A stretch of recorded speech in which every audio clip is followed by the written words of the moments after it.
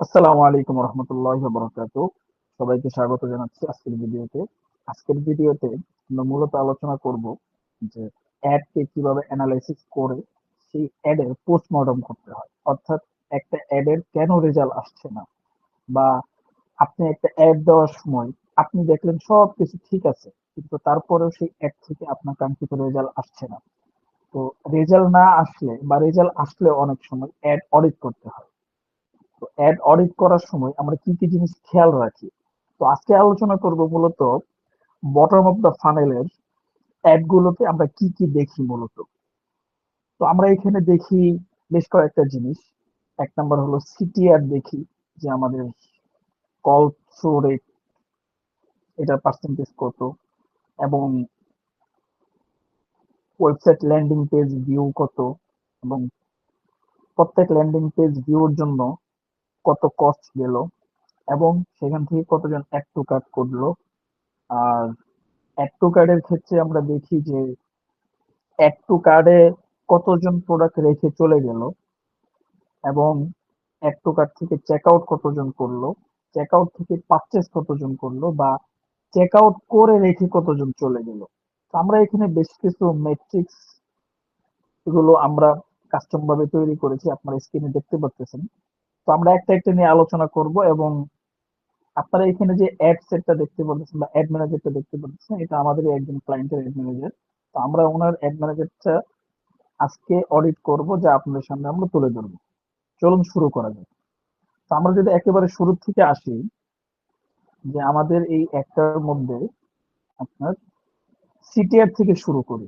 এক নম্বরে সিটিআর, তো এখানে দেখতে পাচ্ছি যে সিটিআর 5.61, 4.43 বা এরকম আছে। তো এটাতে আসলে বেঞ্চমার্ক কত? তো বাংলাদেশের প্রেক্ষাপটে ই কমার্সে এটা বেঞ্চমার্ক 3 to 5% হলেই বেটার। যদি এর থেকে ভালো হয় তাহলে আরো ভালো। আমরা এখানে দেখতে পাচ্ছি ম্যাক্সিমাম এডে ঠিক আছে, কিছু এডে একটু কম আছে। এটা কম থাকে কি জন্য সেটা আমরা ক্লায়েন্টকে বলে দিব। তো আপনাদের জন্য শুধু এতটুকু বলি যে এখানে কম থাকে মূলত আপনার কন্টেন্টের কারণে। দেন যদি আমরা যাই, এখানে আছে অ্যাড টু কার্ডে যাই। অ্যাড টু কার্ড এখানে হয়েছে অনেক, কিন্তু এখানে আসলে মূলত অ্যাড টু কার্ড হওয়ার দরকার ছিল কি পরিমাণ। তো এটা আমরা মূলত হিসাব করি product page view to add to cart, মানে কতজন আমার প্রোডাক্ট পেজ ভিউ করছে, তার মধ্য থেকে কতজন অ্যাড টু কার্ট করছে, এটা মূলত এখান থেকে আমরা দেখতে পারি। তো এটা যদি দেখি, এটা দেখার জন্য আমাদেরকে একটু সামনে যেতে হবে। এই যে আমরা এখানে দেখতে পারতেছি product page view to add to cart. তো এটা আছে এখানে, দেখা যাইতেছে 33-34.41%, আবার কোনো কোনোটা বেশি। তো এর ক্ষেত্রে আমরা ধরতে পারি বাংলাদেশে ই কমার্সের ক্ষেত্রে যদি আপনার 30 প্লাস হয়, 30% প্লাস হয়, তাহলে এটাকে আমরা বেটার ধরতে পারি। তো এখানে আমরা যেগুলো দেখতে পারতেছি আমাদের কোনো অ্যাডে এর থেকে কম নেই, দু একটা একটু কম আছে। তারপরে আমরা দেখব কার্ট অ্যাবান্ডনমেন্ট, মানে অ্যাড টু কার্ডে রেখে আপনার যারা চলে যাচ্ছে। তো অ্যাড টু কার্ডে রেখে চলে যাচ্ছে, এটার পার্সেন্টেজটা 40% যদি হয় তাহলে ওইটাকে মোটামুটি নরমাল ধরা যায়। বা যদি এর থেকে বেশি হয় তাহলে এটা আসলে সমস্যা। আমরা এখানে দেখতে পারতেছি যে 80, 79, বা যদি একটু নিচের দিকে যাই তাহলে মানে দেখা যেতেছে কোনো কোনোটা কমও আছে, কোনো কোনোটা বেশিও আছে। তো এর সমস্যা আমরা ক্লায়েন্টকে বলবো ইনশাল্লাহ। তারপরে যদি আমরা যাই product page view to check out, মানে ল্যান্ডিং পেজ ভিউ করছে কিন্তু চেক আউট করছে, ঠিক আছে? এটার পার্সেন্টেজটা আমরা এখানে দেখতে পাচ্ছি 11, 13, 19, 28 আছে, বা 36 আছে। তো এটার ক্ষেত্রে আপনার product page to check out, এখানে যদি 15 থেকে 20%, এটা বাংলাদেশে ই কমার্সের ক্ষেত্রে মোটামুটি ভালোই বলা চলে। এখন যদি এর থেকে কম হয় তাহলে মূলত সমস্যা। তো এখানে আমরা কিছু অ্যাডে দেখতে পাচ্ছি একটু কম আছে, যেরকম এটাতে দেখতে পাচ্ছি 11, 13, আবার কোনো কোনোটাতে অনেক বেশিও আছে।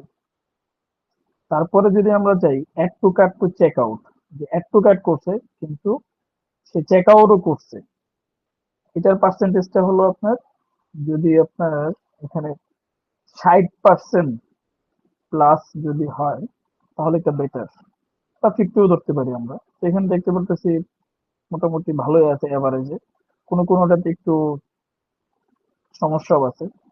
তারপরে যদি আমরা যাই চেক আউট অ্যাবান্ডনমেন্ট, মানে চেক আউট করছে কিন্তু পারচেস করে না, এখান থেকে চলে গেছে, এইটার পার্সেন্টেজটা হলো আপনার সর্বোচ্চ 50% পর্যন্ত আমরা ধরতে পারি যে মোটামুটি চলে।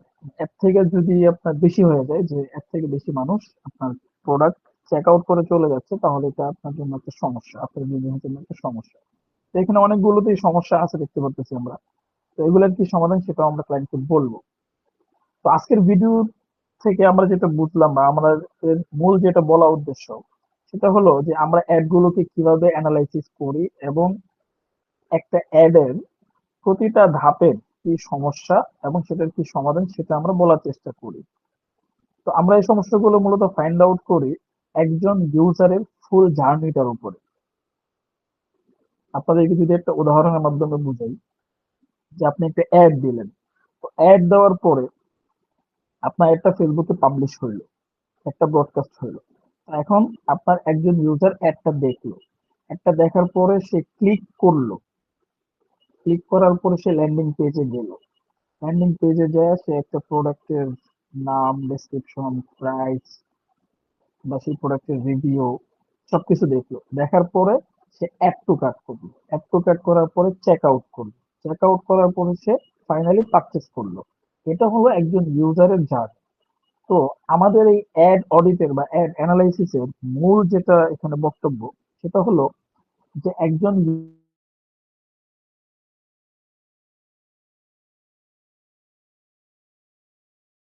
সেই সমস্যাটা যদি আপনি সমাধান করতে পারেন, তাহলে আপনার ad day by day better result করবে ইনশাল্লাহ, আমরা এতটুকু বলতে পারি। সবাইকে ধন্যবাদ যারা পুরো ভিডিওটা দেখেছেন। আপনাদেরও যদি অ্যাড অডিট বা অ্যানালাইসিস এর প্রয়োজন হয়, তাহলে আপনারা আমাদের সাথে যোগাযোগ করতে পারেন, ইনশাল্লাহ আপনাদের অ্যাডও প্রপারলি অ্যানালাইসিস করে আপনার প্রোডাক্টের জন্য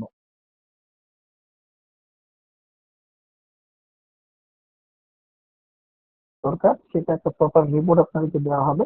এবং আপনারা যদি চান যে সেই রিপোর্ট অনুযায়ী সেই সমস্যার সমাধান করে দিতে হবে, তো সেই সমস্যার সমাধানটা আমরা ইনশাল্লাহ করে দেবো আপনাদেরকে। সবাইকে ধন্যবাদ। আসসালামু আলাইকুম রহমতুল্লাহ।